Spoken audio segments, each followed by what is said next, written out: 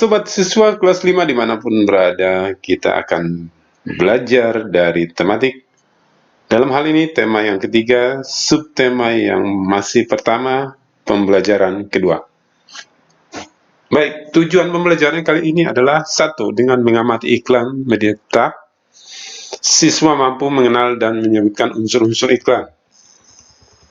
Dengan menggali informasi dari teks bacaan, siswa mampu mendeskripsikan organ-organ pencernaan pada manusia. Yang ketiga, dengan membuat bagan dan model, siswa mampu membedakan organ pencernaan hewan dan manusia. 4. Dengan menyimak penjelasan dan mencermati teks informasi, siswa mampu menjelaskan ciri-ciri lagu bertangan nada mayor dan minor. 5. Dengan menyanyi dan mengiringi nyanyian dengan alat musik, siswa mampu bermain alat musik sederhana. Itulah tujuan pembelajaran pertemuan kali ini. Kita langsung saja ke materi yang akan kita bahas satu persatu, yaitu dari buku tematik siswa. Terlihat di layar ada sepiring nasi goreng lengkap dengan telur mata sapi, sangat menggiurkan sekali ya. Sarapan penting bagi tubuh kita. Sarapan yang sehat memberikan energi bagi tubuh kita. Setujukah kamu jika sarapan itu penting? Apakah kamu selalu sarapan pagi? Berikan pendapatmu dalam diskusi kelas. Oke, dalam hal ini kita tidak berdiskusi. Selain mengonsumsi makanan yang sehat, minum air bening juga sangat penting bagi kesehatan kita. Betul. Sarapan dan minum air bening adalah hal yang sangat penting di pagi hari. Oke, kita lanjut. Ayo mengamati. Apakah yang seharusnya terdapat dalam sebuah gambar iklan? Apakah kata kunci yang dapat kamu temukan dalam iklan tersebut? Apa makna yang terdapat dalam kata kunci tersebut? Ya, kita lihat iklan ini sangat sederhana sekali ya. Seorang anak kecil sedang memegang segelas air dan di dalamnya tertulis pentingnya air untuk kita. Tubuh membutuhkan 2 sampai 2,5 liter atau 8 sampai 10 gelas per hari.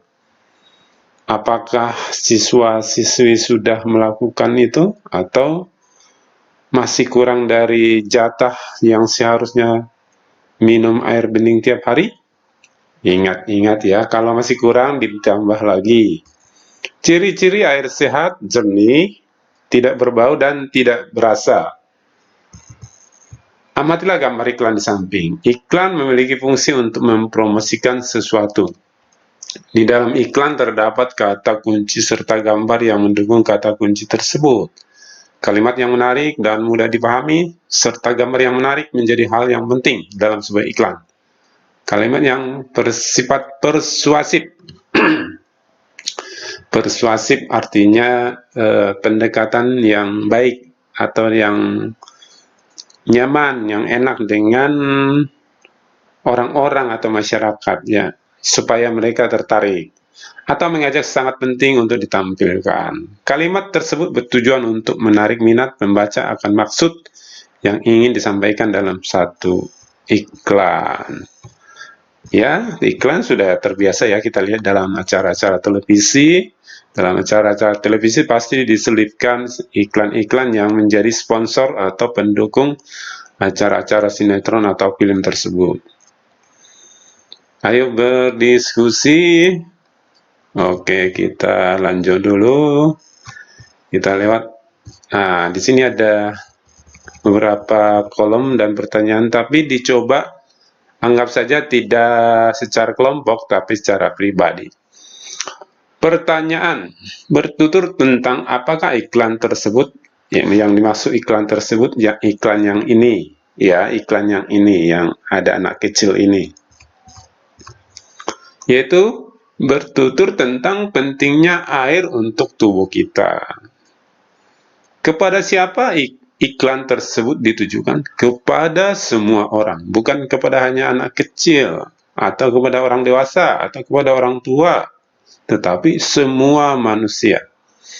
Apakah makna dari gambar yang ditampilkan di iklan tersebut? Maknanya adalah bahwa tubuh menjadi sehat karena asupan air yang cukup. Jadi, dengan cukupnya asupan air pada tubuh, maka tubuh akan menjadi sehat. Menurut pendapatmu, mengapa pembuat iklan memilih kalimat dan gambar tersebut? Ya, di dalam iklan itu harus menarik, harus sederhana, singkat, jelas. Nah, karena kalimatnya harus sederhana dan jelas, tidak bertele-tele panjang dan kecil-kecil, tulisannya juga besar-besar biasanya. Seperti iklan-iklan yang biasa kita lihat di baleho, di pinggir jalan, atau di televisi, jelas ya. Oke, kita lanjut. Ayo membaca. Salah satu ciri makhluk hidup adalah memerlukan makanan. Makanan yang telah dimakan akan diuraikan dalam sistem pencernaan menjadi sumber energi komponen penyusun sel dan jaringan, serta nutrisi yang dibutuhkan oleh tubuh. Sistem pencernaan merupakan salah satu sistem kompleks yang terdapat dalam tubuh kita. Nah, apa sajakah bagian-bagian dalam sistem pencernaan manusia? Tanpa kita sadari dan tanpa harus diperintah, sistem pencernaan bekerja dengan sendirinya. Menakjubkan, bukan? Ya. Tuhan menciptakan tubuh kita, tubuh manusia, bekerja dengan sistem secara otomatis ya. Misalnya mengolah makanan, menyerap makanan. Jadi tidak harus semua perintah, tapi dia udah bekerja sendiri-sendiri sesuai dengan fungsi organ-organ tubuh kita. Luar biasa. Setelah kamu belajar sistem pencernaan pada sapi, ya pertemuan pertama kemarin, sekarang perhatikan sistem pencernaan pada manusia seperti pada gambar di bawah. Inilah sistem pencernaan pada manusia. Kita lihat gambar berikut. Diawali dari mulut. Tentu kita sudah mengenal semua mulut, ya. Nah, dari situlah awalnya masuk makanan untuk dikunyah. Terjadilah proses penghancuran makanan. Ya, secara kasar, fisik, ya, secara menggiling ya di dalam mulut. Kemudian ada air liur sebagai bahan kimianya. Oke, kemudian masuk melalui kerongkongan. Setelah sudah agak-agak halus sedikit, masuk ke kerongkongan. Kemudian turun sampai ke lambung. Dilanjutkan ke usus halus, dilanjutkan ke usus besar, terakhir dibuang sisanya yang ampas-ampasnya gitu lewat anus. Untuk lebih jelasnya, mari kita lihat cuplikan video berikut. Proses pencernaan manusia dimulai di dalam mulut. Gigi memotong makanan. Kelenjar lidah menghasilkan enzim yang berfungsi untuk menghaluskan makanan agar mudah ditelan. Kemudian lidah mendorong makanan menuju ke kerongkongan. Kerongkongan adalah suatu saluran seperti tabung sepanjang 20 cm yang menghubungkan rongga mulut dengan lambung. Di dalam kerongkongan terjadi gerakan peristaltik, yaitu makanan didorong dan diremas agar masuk ke dalam lambung. Proses ini terjadi selama 5-6 detik. Lambung memiliki 3 fungsi. Yang pertama, menyimpan makanan selama 2-4 jam. Yang kedua, melumatkan dan mencampurkan makanan dengan aneka enzim dan cairan asam lambung. Yang ketiga, memasukkan makanan ke dalam usus kecil atau usus halus hingga lambung kosong kembali. Pankreas menghasilkan enzim dan hati menghasilkan empedu. Enzim dan empedu itu membantu pencernaan dan penyerapan makanan di dalam usus halus. Bentuk usus halus seperti pipa berdiameter 3-5 cm dan panjang 6-8 meter. Di dalam usus halus, zat gizi seperti protein, lemak, karbohidrat, vitamin, dan mineral diserap oleh tubuh. Kemudian, sisa-sisa pencernaan yang tidak dapat digunakan tubuh masuk ke dalam usus besar. dan air serta mineral diserap sampai habis. Pada usus besar, terdapat bakteri yang berguna untuk tubuh bernama E. coli yang berfungsi untuk membantu proses pembusukan sisa makanan. Proses pembusukan sisa makanan akan menghasilkan kotoran atau feses yang kemudian dikeluarkan melalui anus.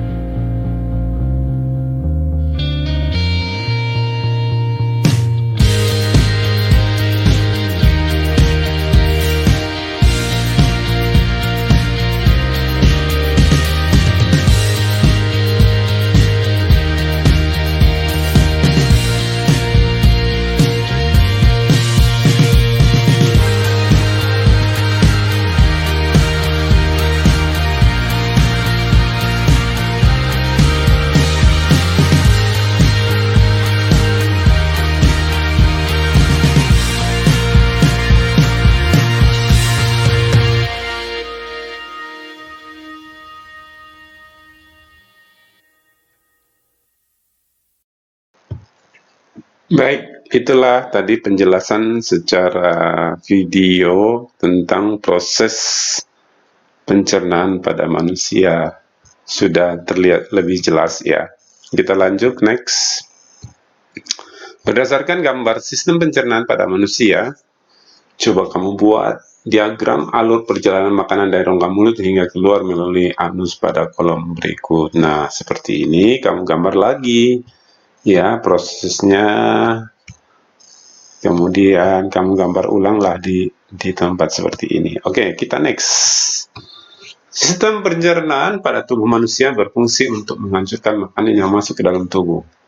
Makanan yang semula dalam bentuk kasar dapat berubah menjadi bentuk yang lebih halus dengan bantuan gigi dan enzim.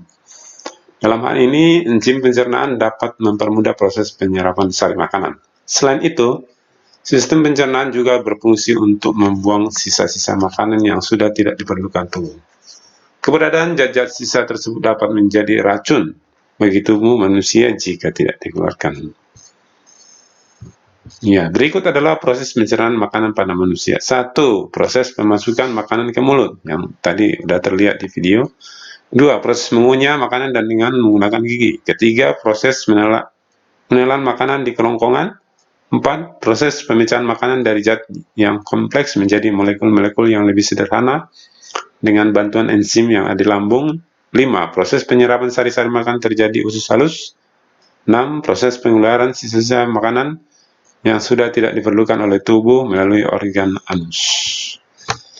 Ya, seperti itulah penjelasan tentang sistem pencernaan manusia. Oke, yang ini saya rasa cukup, nanti kamu jawab sendiri. Oke, nanti bisa juga dibuat, ada membuat poster ya, membuat poster sistem pencernaan manusia. Ya, dengan kreatif masing-masing ya, silahkan nanti dibuat. Kemudian ada persamaan dan perbedaan organ-organ antara sapi dan manusia ya. Ini bisa nanti juga dibaca-baca. Silahkan dibaca-baca dan dibaca. Baik, kita masuk ke pelajaran seni budaya dan prakarya. Ayo bernyanyi. Semua orang ingin selalu hidup sehat. Hidup sehat merupakan hal yang sangat berharga dalam kehidupan. Berikut adalah sebuah lagu tentang hidup sehat dengan judul Mars Hidup Sehat.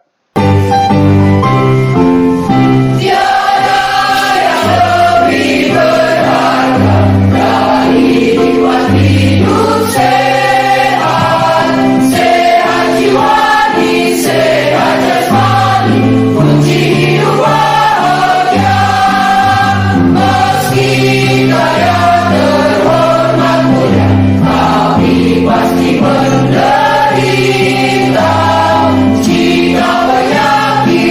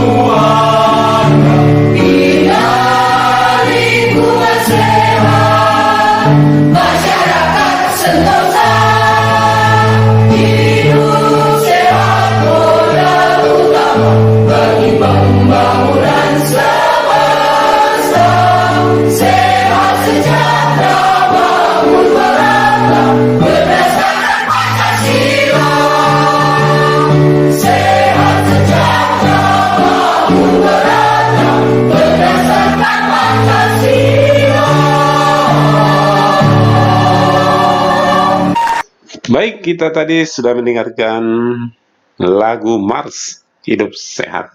Ya, memang kita harus sehat. Kita lanjut saja. Dalam lagu Mars Hidup Sehat, di atas terdapat tangga nada tertentu. Tangga nada sendiri terbagi atas tangga nada mayor dan minor. Seperti apakah ciri-ciri lagu tangga nada mayor minor? Bacalah bacaan di bawah ini dengan seksama. Berikut ini adalah ciri-ciri lagu dengan tanda nada mayor. Lagunya bersifat riang gembira.